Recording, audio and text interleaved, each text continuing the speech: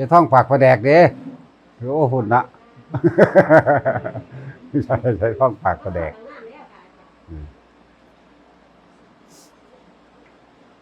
สั่นแต่เล่งภาวนาเอาเห็นบ่ย่ายแล้วไปสบายๆอยู่บ่ได้เจ็บได้ปวดด้วยกันบ่ได้ดิ้นอดโอยบ่ได้คำควรบ่ได้โวยวายกับไผเนาะอีหยังสิมีอานุภาพสัมภาวนาวะสติเราดีตลอดสวดมนต์มีผู้สวดมนต์ให้ฟังแล้วก็สวดไปนำกันกับผู้สวดความเจ็บปวดก็บ่มีเพราะว่าองค์ชาติรักษาคำว่าชาติอาการปิตินั่นแหละเฮ็ดบ่ให้เจ็บบ่ให้ปวดหลายๆคนเข้าใจว่าการนั้นภาวนาหรือว่าการเข้าฌานนั่นมันยากแต่จริงๆมันบ่ยากเด้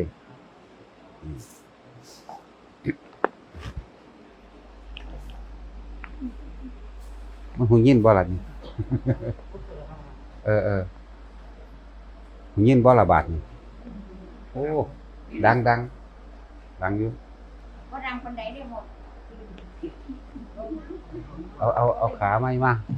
บ่มีขาเลยครับสิเอาวางไว้นี่แล้วหูยินบ่ยินก็สร้างแล้วหูยินบ่หูยินก็สร้างดอกนี่เอาไว้จังซี่ล่ะ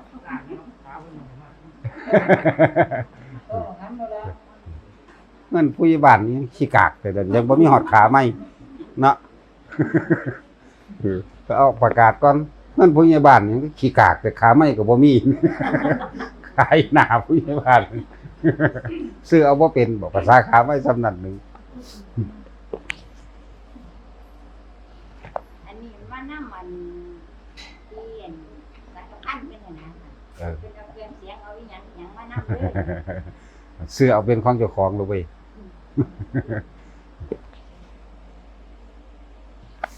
เราพูดถึงเรื่องภาวนาบุญนี่ยังสิซ้ำการภาวนาวะคนที่ทำบุญนั่นบ่ท่านได้เข้าใจเรื่องบุญซะด้วยซ้ำไปแล้วบ่สนใจที่สิได้ยินได้ฟังซะด้วยซ้ำคำว่าบุญบ่แม่นประเพณีเด้บ่แม่นว่าประเพณีมีการฆ่างัวฆ่าควายหรือว่าจ้างหนังจ้างหมอลำกินเหล้าเมายาแห่ทึบๆทับๆเด้ความหมายของคำว่าบุญแปลว่าสงบแปลว่าเย็นเด้สงบเย็นส่วนมากคนทำบุญแล้วทำบุญเพิ่มบาปเป็นหยังคือว่าทำบุญเพิ่มบาปทำบุญท่านนั่นท่านนี่ไปแล้วก็สาธุเด้อผู้ขาถูกหวยโดนแล้วเนาะเป็นอันดับหนึ่งเลยเด้อันนี้ผู้ขาถูกหวยถูก3 ตัวก็บ่เอาถูกรางวัลที่1ก็บ่เอาแจ็คพอตว่าล่ะที่ธรรมดาบ่วัตท่านนี่ยังเข้าไปสาธุเด้อโลดบ่ได้แม่นขอแค่นั้นเด้บ่แม่นขอแค่ว่าแจ็คพอตเด้ขอไปเบิดฮอดให้ลูกเต้าเล่าล้านสอบได้เป็นเจ้าเป็นนายไปล่ะนั่นเอิ้นว่าทำบุญเพิ่มบาปแปลว่ากังวลแปลว่าร้อนแปลว่าหวังแปลว่าล่อเหนี่ยวรั้งผูกพันแปลว่าบาปยึดมั่นถือมั่นมาร่วมลงตัวเดียวครับว่ายึดมั่นถือมั่นเป็นว่าพากันทำบุญแล้วก็ขอนั่นขอนี่ปรารถนาอันนั้นปรารถนาอันนี้มันเลยบ่เป็นบุญแท้ๆมันคือความดับเย็นมันสิสงบในใจตั้งหากพวกเฮาฟังอยู่ดูๆเข้าใจเยอะดอกพวกบ่ค่อยฟังที่มันสิขัดใจเนาะขัดใจเอาสิเฮ็ดไปเฮ็ดหยังซั่นถ้าบ่ขอนั่นขอนี่ผู้ใดเฮ็ดแล้วก็อยากได้นั่นได้นี่เขาว่าแล้วเลยบ่เข้าใจถ้าบ่มีเพิ่นปฏิบัติแล้วเพิ่นรู้แล้วว่าบุญนี่เป็นแบบใดมีความสงบเย็นใจแบบใดแล้วก็หลายๆอย่างที่สิ่งลึกลับต่างๆนานาที่เพิ่นก็เห็นเพิ่นก็รู้เพิ่นจังนำออกมาแสดงได้เด้บ่แม่นเว้าไปโดยตำราแต่ว่าก็อิงตำราในจักหน่อยอยู่เพิ่นฮู้เพิ่นเห็นเด้เพิ่นจังเว้าได้ส่วนมากก็มีแต่ว่าทำบุญแลกของปรารถนานั่นขอนี่ไปหั่นแหละมันบ่อย่าท่องปากประแดก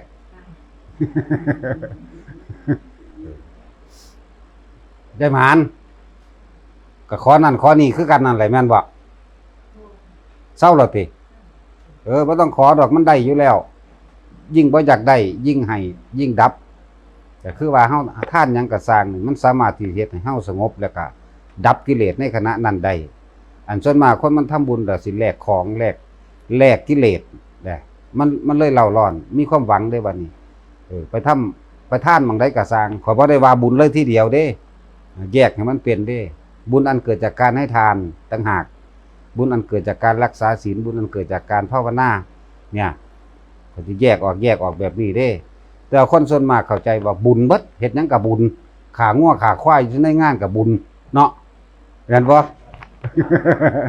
บุญเบิด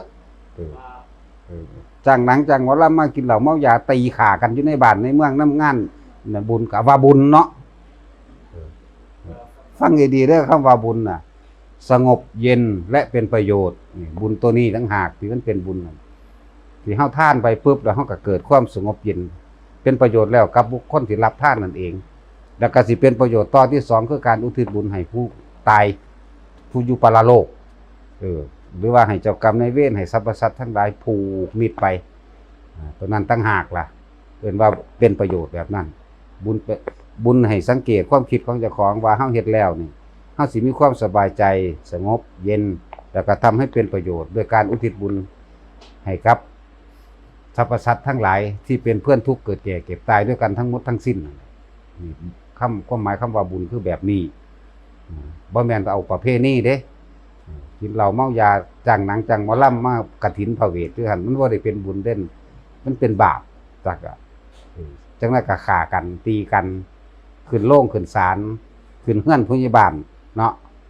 ไปจังซั่นตัวบุญบ่อันนั้นเบิ่งดูนั่นหลังจากการว่าไปจัดงานหรือเรื่องบันเทิงแล้วก็ขึ้นศาลต่อ มันจะเป็นตลอดนั่นแหละว่าถ้ามีงานนั้นมีงานนี่เป็นโลดแม่นว่ายายหมานเป็นบ่ เศร้าแล้วซั่นแล้วพยายามวางลงสิ่งใดที่เฮาปรารถนาสิ่งนั้นก็เป็นทุกข์เป็นความหวังเฮ็ดให้เฮากังวลและเร่าร้อนเอิ้นว่าทำบุญเพิ่มบาปพวกนี้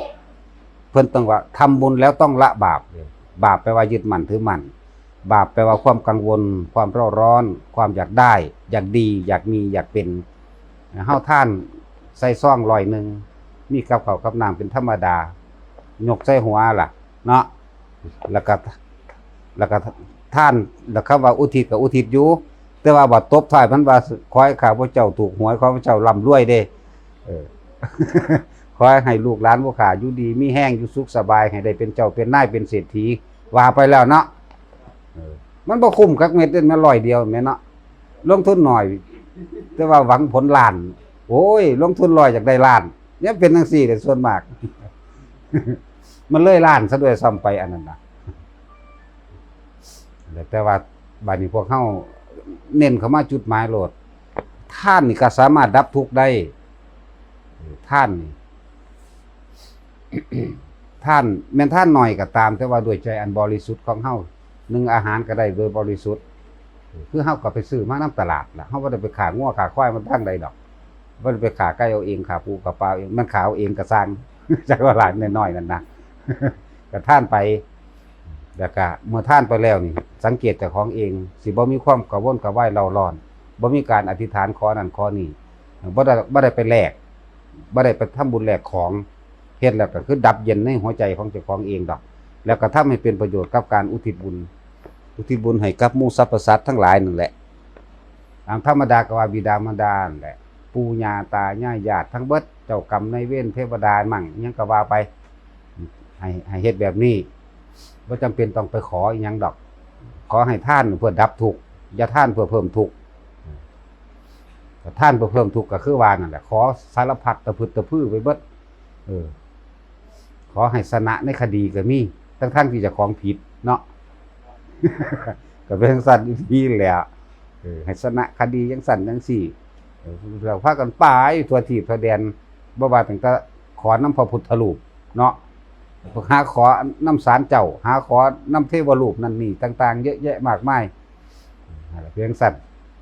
นี่คือความจริงที่ทุกคนเป็นอยู่แต่ว่าบ่รู้ตัวเนาะบ่รู้ตัวเด้เพราะว่าบ่รู้จักความหมายของคำว่าบุญคือความสงบเย็นและเป็นประโยชน์เด้อบัดนี้ให้รู้ความหมายเมื่อรู้ความหมายแล้วเฮาท่านสิ่งใดก็สร้างถ้าจะปรารถนา ขอให้ผลบุญนี้ต้องให้ข้าพเจ้าได้ถึงซึ่งพระนิพพานเถิดโลดอย่าไปเอาอย่างอื่นเอานิพพานอย่างเดียวเอาความดับอย่างเดียวขึ้นชื่อว่าหม่องมันสุดแล้วก็มีพระนิพพานหม่องเดียวล่ะคือ ดับความอยากนั่นแหละพระนิพพานก็ดีซื้อมันจะซื้อดอกอันคำว่านิพพานเป็นเมืองแบบนั้นเป็นเมืองแบบนี้อันมันบ่ทันได้แม่นแบบนั้นมันเป็นสื่อของมันสื่อความดับหยังดับความอยากนั่นเองถ้าท่านแล้วยังมีความอยากอยู่ก็แสดงว่าปรารถนาไปเกิดอีกคือเก่าขึ้นชื่อว่าความเกิดก็ทุกข์คือเก่าเกิดเป็นหยังก็ตามทุกข์คือเก่าก็เป็นเทวดาก็ทุกข์แบบเทวดานั่นแหละเป็นพระเจ้าแผ่นดินก็ทุกข์แบบพระเจ้าแผ่นดินเป็นเศรษฐีก็ทุกข์แบบเศรษฐีแต่ว่าสิ่งที่ทุกข์คือการเบิดคือร่างกายเฮานั่นร่างกายของเฮานั่นเป็นร่างของโลกเป็นที่รองรับความเจ็บปวดทุกชนิดของโลกแน่เห็นบ่เกิดขึ้นมาก็มีร่างกายอันเดียวกันคนรวยว่าแม่นว่าบ่ป่วยเป็นมะเร็งเด้เป็นคือกันกับคนทุกข์ก็ดีฉะนั้นจึงบอกว่าให้ทุกคนนั่นถ้าสิปรารถนานั่นขอบุญนี้จงเป็นปัจจัยข้าพเจ้าจงถึงซึ่งพระนิพพานในปัจจุบันในชาตินี้เถิดโลดเอาปัจจุบันได้จะไปเอาอนาคตการโน่นเทินมันนานหอดบ่หอดจักเทื่อคือมื้ออื่นนั่นแหละหอดมื้ออื่นแล้วก็มื้ออื่นแล้วก็มื้ออื่นอยู่หั่นแหละ เอาในปัจจุบันนี้มันลงในปัจจุบันนี้แต่ว่าแต่ละคน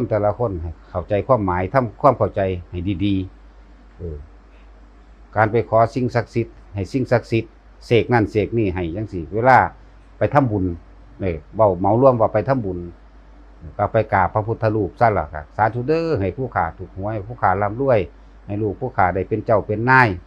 ให้อยู่ดีมีแห้งให้มีความสุขโชคลาภไปปลอดภัยหยังก็ว่าไปบ่เห็นบ่พระพุทธรูปเพิ่นก็นั่งเฮ็ดตาลูบๆอยู่หั่น เพิ่นบ่ได้เสกหยังให้ไผเด้เฮาต้องเฮ็ดเอาเองเด้บ่ได้ว่าต้องขอจากพระพุทธรูปขอไปเบิดน้ำผีสางนางไม้เทวดาสิ่งศักดิ์สิทธิ์แต่คำว่าศักดิ์สิทธิ์ยังบ่ได้แปลถูกซะด้วยซ้ำไปศักดิ์สิทธิ์แปลว่าสำเร็จบุคคลเฮ็ดอีหยังก็สร้างประกอบกิจการงานหยังก็สร้างบำเพ็ญหยังก็ตามสำเร็จผลนั่นแล้วจึงเอิ้นว่าสิ่งศักดิ์สิทธิ์คนเอิ้นว่าสิ่งศักดิ์สิทธิ์ศักดิ์สิทธิ์ก็ศักดิ์สิทธิ์แต่เพิ่นตัวเพิ่นเฮ็ดแล้วเพิ่นสำเร็จแล้วคือพระพุทธเจ้าเพิ่นบำเพ็ญมาจนได้ตรัสรู้แล้วศักดิ์สิทธิ์ก็เพิ่นผู้เดียวนั่นแหละศักดิ์สิทธิ์บ่แม่นว่าเพิ่นสิมาเสกดลบันดาลอันนั้นอันนี้ให้เฮาเด้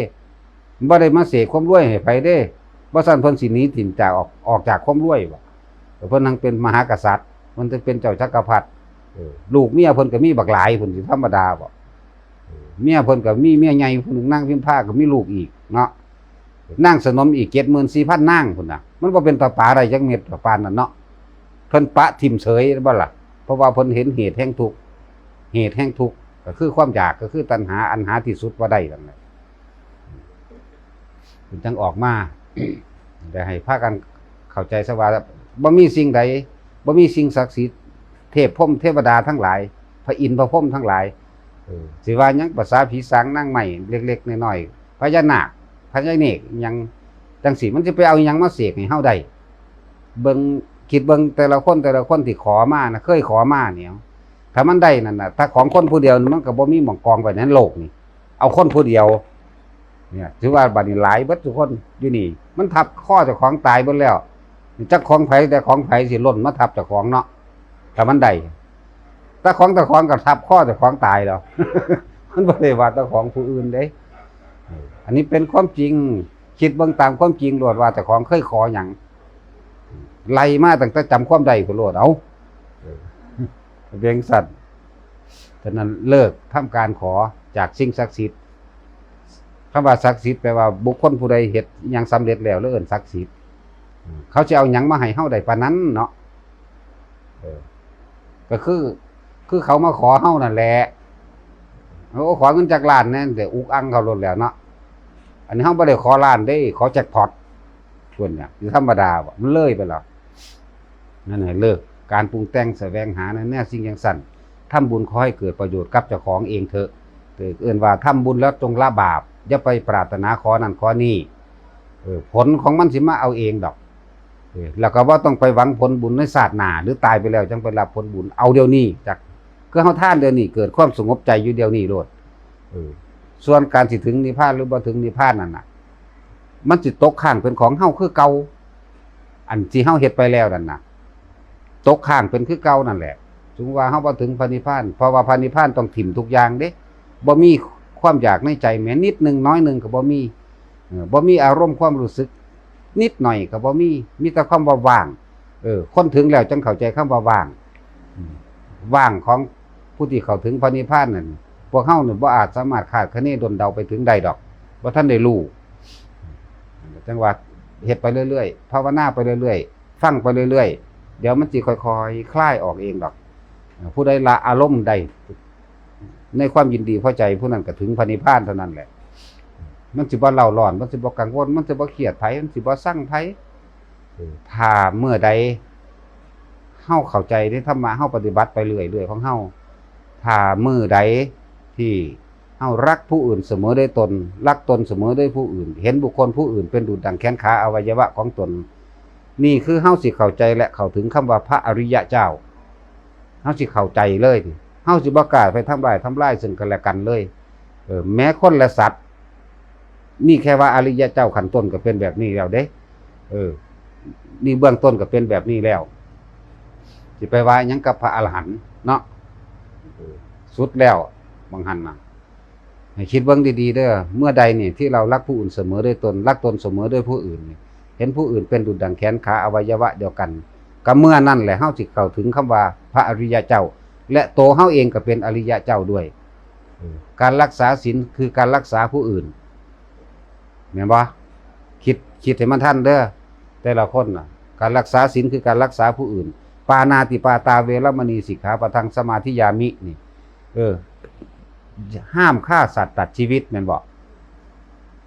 ก็ฆ่าผู้อื่นตัวก็รักษาผู้อื่นตัวเฮาบ่ไปฆ่าเขาแม่อย่าไปลักทรัพย์เขาเด้อ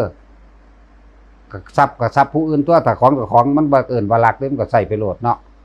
ห้ามประพฤติผิดในการล่วงละเมิดบุตรและภรรยาของบุคคลผู้อื่นที่มีเจ้าของรักษาอยู่นะก็เฮาก็บ่ไปล่วงละเมิดนะห้ามโกหกทำให้ผู้ใดผู้หนึ่งเสียชีวิตและทรัพย์สินแน่ก็เฮาก็ต้องไปโกหกผู้อื่นตัวให้เขาเสียชีวิตและทรัพย์สินถ้าเฮาบ่ไปฆ่าไผบ่ไปลักของไผบ่ประพฤติละเมิดของไผบ่ไปโกหกฉิดตัวให้ผู้ใดเสียชีวิตและทรัพย์สินบ่ไปกินเหล้าเมายาตลอดทั้งการสนับสนุนให้บุคคลผู้อื่นกินสิ่งเหล่านั้นแหละสิกลับขึ้นมารักษาเฮาเอง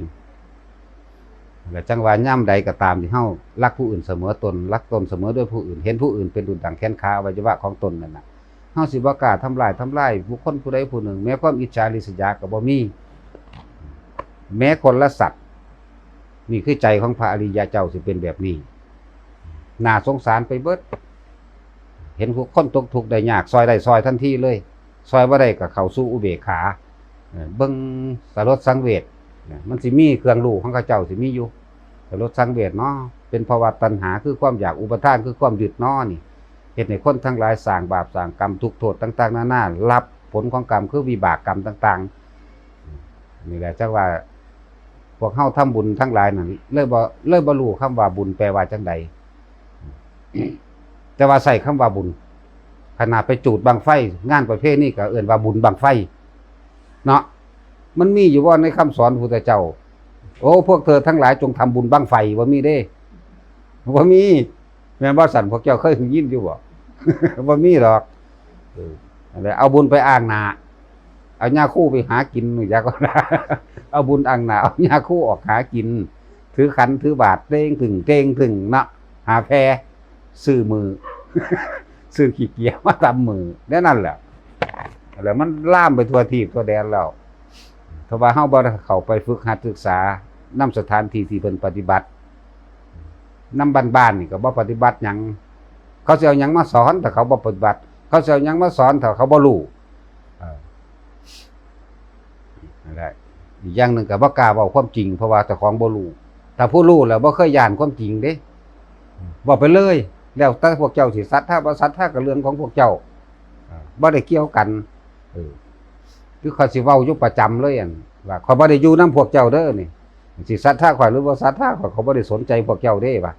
ข่อยอยู่กับมรรคมีองค์8สัมมาทิฏฐิสัมมาสังกัปโปสัมมาวาจากัมมันโตอาชีววายโมสติสมาธิข่อยอยู่กับข้อวัดปฏิบัติอันนี้ต่างหากนี่แหละคือเครื่องอยู่ของเพิ่นล่ะนี่อยู่ไสก็สบายบัดนี้อยู่ในป่าในเขาในดงก็อยู่ได้สบาย บ่ได้ไปล่อมีความหวังว่าพระสิเอาหยังมาให้หรือบ่มาให้ก็ตามนั่นแหละมันเป็นจังซี่นี่คือเครื่องอยู่ของพระเพิ่นเป็นจังซี่นอกนั้นบ่แม่นชาวบ้านเสมอกันชาวบ้านเสมอกันละซื้อหวยเล่นเบอร์เนาะตีไก่ตีกาไปนำกันอังเทื่อก็สแตกเราไปมั่งแดกก้อยเลิกพวกนั้นแหละเนาะเขาบ่ได้ย่านเด้เขาเว้าความจริงสัจจะเป็นสิ่งบ่ตายเด้อยู่ไสก็เว้าจังซี่แหละเฉพาะไปทางใดเขาก็มีแตะไลเนาะแล้วว่ายายพวกเจ้าก็นำฮูเอาล่ะเขาบ่จะอยู่แถวนี้จักเม็ดเด้ผู้อื่นเขาอยากอยู่นำป่านำดงพุ่นสั่นแหละให้พากันคิดพิจารณาเอาเด้อคิดพิจารณาเอาว่าเจ้าของเคยเป็นจังซั่นบ่ให้ทานยามใดก็ขอนั่นขอนี่ไหว้พระน้อยๆก็ขอบ่ได้มีหยังแลกซ้ำแม้ไหว้พระปอกๆลงไปนั่นก็ขอนั่นขอนี่โลดขอสารพัดสารเพรอบโลกอยู่ทำความเข้าใจกันซะว่าบุญแปลว่าความสงบเย็นและเป็นประโยชน์ต่อไปและนี่การให้ทานนี่บุญอันเกิดจากการให้ทานสามารถดับทุกข์ได้ดับตัณหาดับอุปทานได้ดับได้เพราะว่าหยังดับได้เพราะว่าบ่ต้องไปปรารถนาขอนั่นขอนี่แลกนั่นแลกนี่นี่มันดับแล้วมันดับอยู่เมืองนี้แล้วให้ท่านปุ๊บนี่หยุดปุ๊บคือบ่ต้องขอหยังเลยท่านอันใดที่สามารถเป็นหมู่เป็นมิตรสหายกับหมู่พวกอนาคามีได้ก็คือทานแล้วไม่จำเป็นต้องปรารถนาสิ่งอันใดเลยอันนี้แหละเอิ้นว่าท่านเป็นหมู่ของอนาคามีบ่ฮู้จักซ้ำว่าอนาคามีเป็นจังไดเนาะพระอนาคามีเป็นผู้บ่กลับมาเกิดอีกแล้วเป็นผู้สิ้นราคะแต่ว่ายังมีอันหนึ่งยังห่วงอยู่นิดหน่อยคือปรารถนาพระนิพพานแต่ว่าบ่ว่างพระนิพพานจักได้เอิ้นอนาคามีอันนี้ลึกล้ำเข้าไปอีกพวกเขาหาอยู่หากินอยู่พอสนิทมันบ่พอเข้าใจดอกมันบ่คือพระผู้เพิ่นเฮ็ดเด้พระผู้เพิ่นปฏิบัติตื่นขึ้นมาปุ๊บสติเร่งเข้าในถ้ำอย่างเดียวบ่ได้คิดถึงแนวอื่นตื่นปั๊บขึ้นมานี่เร่งใส่ถ้ำโลดเบิดทุกถ้ำนั่นแหละใน 84,000 นั่นแหละบ่ขอได้ก็ขอนึงบ่ขอได้ก็ขอนึงเดี๋ยวเครื่องอยู่ของเพิ่นคือคำบริกรรมภาวนาของเพิ่นคือพุทโธมั่งสวดมนต์มั่งพิจารณาอริยสัจสี่มั่งปฏิจจสมุปบาทมั่งนี่เอิ้นว่าเร่งอยู่ในถ้ำตั้งแต่ตื่นขึ้นจนนอนหลับก็ยังมีสติเด้อบ่แม่นหลับทั่วไปคือคนธรรมดาเด้บ่แม่นหลับคืองัวคือควายเด้งัวกับควายเวลามันนอนมันเกี่ยวเอื้องเนาะแม่นบ่ล่ะคนก็คือกันเด้บัดนี้ขนาดเลิกจากงานมาแล้วนี่มานอนแล้วก็คิดเรื่องการเรื่องงานเด้นี่แหละบ่ได้เอาชีวิตจิตใจทั้งหลายแหละมาอยู่ในกายในใจของเจ้าของส่วนมากคนทั้งหลายเอาความรู้สึกนึกคิดไปอยู่กับผู้อื่นกับสัตว์อื่นคิดถึงบ่ล่ะตื่นขึ้นมาพับอันนอนหลับมันซ้ำคนตายแล้วแหละบ่ได้รู้เรื่องหยังพุ่นฝันไปทั่วทิศทั่วแดนขนาดฝันยังไปตึกแหยังไปทำงานบางหันบางนี้หาอยู่หากินบางหันบางนี้อยู่เนาะตื่นมาพับคิดหาผู้อื่นทันทีเลยนี่แหละเอิ้นว่าเอาความรู้สึกนึกคิดไปหาผู้อื่นไปเป็นทุกข์อยู่กับผู้อื่นไปมีความหวังอยู่กับผู้อื่นไปหาเงินอยู่กับเขาแต่คิดถึงคนคือคิดถึงผลประโยชน์มันเป็นทั้งสี่นี่คือเศร้าโลกคิดถึงปั๊บนี่สิไปหาผู้นั้นก็ต้องมีผลประโยชน์อันนั้นอันนี้มีผลประโยชน์จังไปแต่บ่มีบ่ไปบ่คิดฮอดเป็นจังซั่นนี่เว้าโดยรวมของคนบ่ทันรู้จักว่าตัณหาแปลว่าหยังแปลว่าอยากอุปทานแปลว่ายึดตัณหาคือความอยากอุปทานคือความยึดแบบใดยึดในความคิดเห็นของตนเป็นใหญ่แม่นสิไปแสดงความคิดเห็นไผก็สร้างถ้าผู้ใดแสดงความคิดเห็นบ่มาในทางของกูย้อนแย้งกันนี่ปุ๊บนี่กูเป็นตาสั่งบักหานั่นเนาะมีเอิ้นว่าเอายึดความคิดเห็นของตนเป็นใหญ่ต่อมาก็ กามุปาทานยึด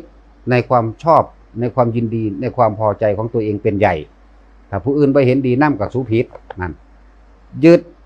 ศีลพจตุปาทานยึดในข้อวัดปฏิบัติยึดในสิ่งที่ของเคยเฮ็ดมาก่อนเป็นไงถ้าผู้ใดเฮ็ดผิดแปลกแหวกแนวจากกูสูผิดนั่นมันไปหันเด้แล้วก็อัตตวาทุปาทานยึดในการถือตนถือโตเป็นไงยึดแล้วก็ถือศาสตร์ถือตระกูลไปนำเอิ้นว่ายึดเป็นจังซี่ตื่นปั๊บขึ้นมาก็ไปหาผู้นั้นคิดหาผู้นั้น สมมติว่าคิดหาคนบุคคลที่รักก็เป็นห่วงเขาเด้นั่นแหละเอาวิญญาณไปอยู่น้ำเขาแล้ว วิญญาณแปลว่ารับรู้ความรู้สึกหยังรู้สึกเป็นห่วง รู้สึกพอใจเนี่ยความคิดก็ไปปรุงแต่งอยู่น้ำบุคคลที่รักยกตัวอย่างเช่นลูกกับหลานโอ้อยู่จังไดเนาะอีนางกูบักหลากูเนาะคิดถึงภาพมันแลนพุ่นแลนพี่ตำพุ่นตำพี่เนาะความรู้สึกอยู่หันมันผูกพันอยู่หันนั่นแหละภพได้เกิดขึ้นแล้วมันเกิดขึ้นแบบนั้นนั่นเองภพเกิดขึ้นเราเด้นั่นอวิชชาเป็นปัจจัยมาเกิดสังขารไล่ไปที่ว่านี่ตัณหาเป็นปัจจัยมาเกิดอุปทานเป็นปัจจัยให้มาเกิดภพนะมันก็ไปหันแหละนี่แหละปฏิจจสมุปบาทขึ้นแล้วสายการเกิดคนเฮาเกิดแบบนี้นี่เองจิตวิญญาณมันเป็นแบบนี้นี่เองแบบเป็นสั้น บัดนี้ไปคิดถึงบุคคลที่เกลียดดิไปคิดถึงหน้าเขาเพิ่มนี่ศูนย์ขึ้นมาโลดมันพิษกัน10 ปีก็สร้างกูบ่ให้ไพ่มึงกูสิบ่ไปเผาผีมึงสั่งเข้ากระดูกดำเนาะ แล้วก็คิดจินตนาการอยากตีปากเขาได้บัดนี้มีดแทงคอปาดหัวพาหัวมึงคิดอยู่หั่นแหละบ่ได้ฮู้สึกตัวได้ว่าเจ้าของกำลังเล่าร้อนนี่นั่นแหละความรู้สึกกำลังเป็นสันรู้สึกโกรธนั่นเองรู้สึกโกรธรู้สึกบ่พอใจนั่นแหละถ้าคนบ่มีธรรมะเป็นจังซั่นล่ะบ่มีเครื่องข่มใจธรรมะแปลว่าข่มใจธรรมะนี่แปลว่าข่มใจนี่ถ้าเฮามีเครื่องข่มใจแล้วคำว่าธรรมะโดยละเอียดก็แยกย่อยไปอีกดอกต้องอาศัยการฝึกการฟังคือจังยายนี่เรามีเครื่องข่มใจนี่ยายเลี้ยงเนาะยายเวียงเนาะเราบ่ได้โอดไปเขาอาการป่วยของเราเด้เราบ่ได้เดือดร้อนอิหยังเด้นั่นน่ะสบายอยู่ใจของเรานั่นเอาร่างกายเป็นธรรมดามันบ่เป็นของตนอยู่แล้วมันบ่อาจสามารถบังคับให้เป็นไปได้ดังใจอยู่แล้วร่างกายนั่นมันจะเจ็บมันจะไข้อยากป่วยอยากร้อนอยากหนาวอยากหิวมันก็เป็นไปตามธรรมชาติของมันหนาวก็หาผ้ามาห่มให้มันอุ่นเท่านั้นแหละร้อนก็หาพัดลมมาเปิดหิวก็หาให้กินปวดขี้ปวดเหี่ยวก็ไปทายออกแต่ว่าใจของเราสบายอยู่ แล้วบ่ได้ฮ้อนกังวลกระวายเด้ไปหาโรงหมอโรงพยาบาลจังซี่ก็บ่ได้ถีบพุ่นถีบพี่ด่าหมอด่าหมาเด้เนาะก็จังซั่นล่ะเพราะว่าเขามีเครื่องอยู่คือธรรมนั่นเองบางทีแล้วก็สวดมนต์บทนั้นบทนี้นึกถึงภาพพระพุทธเจ้ามั่งเนี่ยองค์ชาติรักษาความเจ็บปวดของร่างกายได้จ้ะครับคนบ่เฮ็ดบ่รู้ดอกชาติคือมีอาการเพ่งในอารมณ์เดียวจิตเกิดความอิ่มปลื้มปิติขึ้นมาอันนั้นแหละเอิ้นว่าองค์ฌานคืออาการปรีติเข้ารักษาร่างกายได้มันเลยบ่เจ็บบ่ปวดแม่นว่าล่ะถามเราตลอดเราบ่ได้เจ็บด้วยนั่นบาดสิตายแล้วก็เว้ากันกับยายอันนี้ยายท้องหวดยายอึอะอยากก็เจ้าเพิ่นก็คุยกันเจ้าจำพระพุทธเจ้าได้บ่จำบ่ได้เจ้าจำได้แต่พระอาจารย์เพิ่นว่าก็นั่นแล้วเพิ่นก็ท่องไปก็หลับเฉยมันคือคนนอนหลับนี่เด้มันสบายคือยังได้ตายไหมข้อยก็ตายมาบ่แห้งเมื่อกี้นี่จักว่าจักมันขึ้นมาหามหยังก็ยังว่าเด้ใส่ติ้งแตกอักเสบพาออกบักถ้วยใหญ่นึงพุ่น15 มื้อจังได้พาไหมมันบ่แม่นใส่ติ้งตี้บาดนี้มันเป็นแนวใหม่พุ่นล่ะนั่นแหละออกแบบสบายจิตเฮานี่ออกจากร่างออกแบบสบายร่างกายเว้ากับหยอกกันกับหมอเฉยมันบ่เจ็บจักว่าเพราะว่าหยังองค์ฌานอาการปิตินี่ปิติอย่างแรงกล้านี่รักษาไว้บ่เฮ็ดให้เฮาเจ็บนั่นล่ะถ้าคนปฏิบัติจังสิเข้าใจคนบ่ปฏิบัติก็นึกไปจังซั่นแหละโอ้ยบ่แม่นดอกนั่นอันนี้ก็ว่าไปแต่ของบ่เคยเฮ็ดแต่ของบ่เคยฮู้เลยบ่เข้าใจแนวมื้อนี้ถ้าเฮ็ดแล้วฮู้แล้วสิเข้าใจเอง เราเป็นผู้สุขโตแล้วล่ะไปดีแล้วบ่ได้มีอาการทุรนทุรายร้อนรนกระวนกระวายกับหยังฮู้จักฮอดมื้อตายพุ่นจักก็ล่ะข้อยก็มาสั่งเหล้าไว้มื้อนั้นเด้อ แล้วก็เตรียมตัวเด้อค่ะเห็นบ่บ่ย้านจักเม็ดว่าล่ะนี่ก็เพิ่นมีเครื่องอยู่เครื่องคมคือธรรมะแปลว่าข่มใจบ่ให้หวาดกลัวหวาดหวั่นคัดค้านเพราะว่าทุกคนเกิดมาตายเสมอกันพวกเขามีนามสกุลเดียวกันเบิดละดาเพราะว่าคนบ่ว่าสัตว์ประเทศใดก็สร้างมีนามสกุลว่าตายนั่นแหละ การเกิดคือการเริ่มตายเด้นั่นแหละมันก็เป็นจังซั่นอยู่แล้วการเกิดน่ะคือการเริ่มตายมันลงบางเดียวและนามสกุลสุดท้ายก็คือตายเสมอกัน แต่ว่าต่างตายเด้คนมีธรรมตายบ่ได้โอดครวญบ่ได้ดิ้นรนกระวนกระวายเด้คำว่าคนมีธรรมนี่บ่ได้เกี่ยวกับว่าสิเป็นพระพวกบวชหรือบ่บวชเด้เขาเบิ่งจิตใจเบิ่งความกระวนกระวายต่างหากคำว่าพระแท้ๆนั่นบ่ได้แม่นตะโกนหัวห่มผ้าเหลืองเด้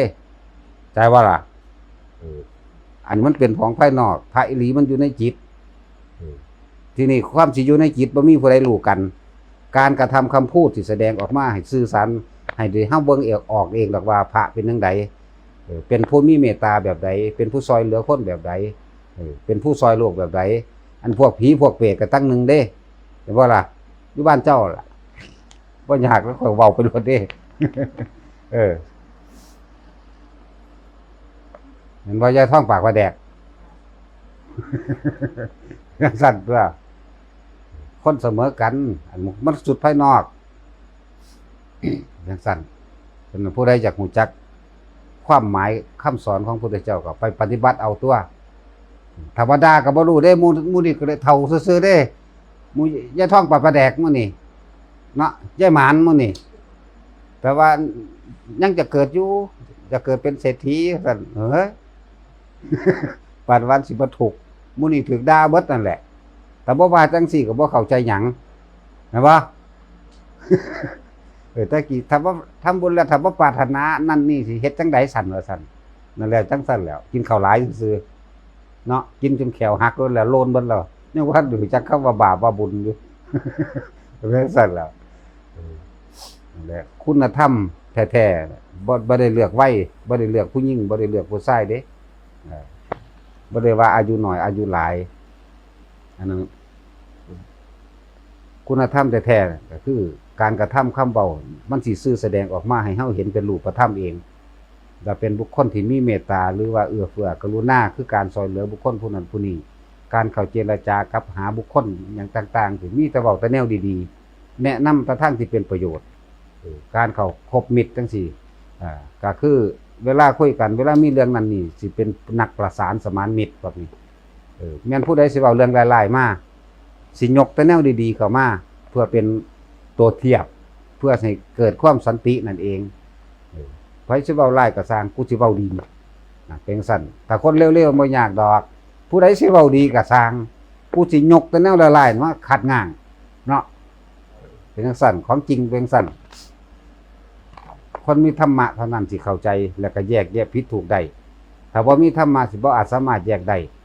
คำว่าหลงนี่แยกหยังบ่เป็นดอกคำว่าดีทั้งโลกคือกูได้เป็นดีกูมีเป็นพ่อเด้บ่ได้คือทั้งพระเด้ทั้งพระเพิ่นสิเบิ่งในความจุนเจือเบิ่งให้มันเป็นกลาง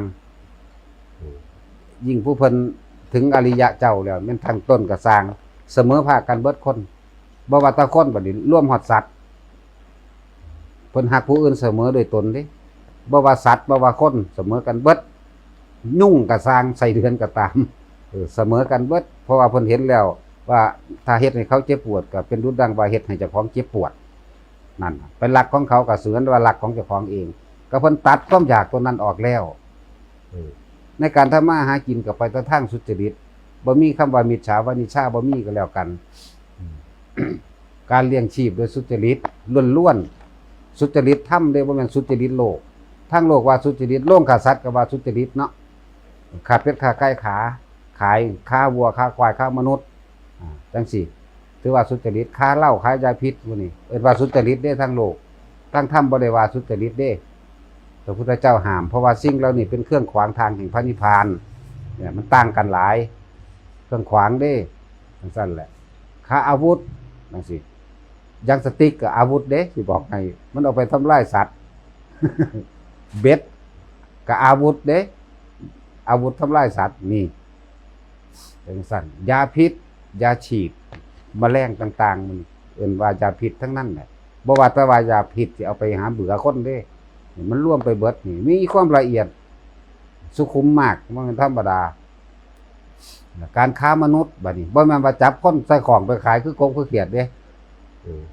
อันนั้นก็ถืออย่างนึงเอาคนไปขายต่างประเทศ กินหัวแรงจักแล้วล่ะเจ้าไปหารับเหมามา25,000สู้เฮ็ดบ่ 20,000 แม่นบ่ล่ะ 5,000แต่กูเอานั่นล่ะเอิ้นค่ามนุษย์นั่นเจ้าก็เฮ็ดเซาเฮ็ดแล้วบ่เดี๋ยวนี้หรือเฮ็ดอยู่เดี๋ยวนี้ นั่นล่ะเอิ้นว่าค้ามนุษย์นี่ก็คือนี่ต่างกันหลายแต่ละคนถ้าบ่มีธรรมมาเป็นเครื่องแยกแยะในความผิดในความถูกนะสิบ่เข้าใจหยัง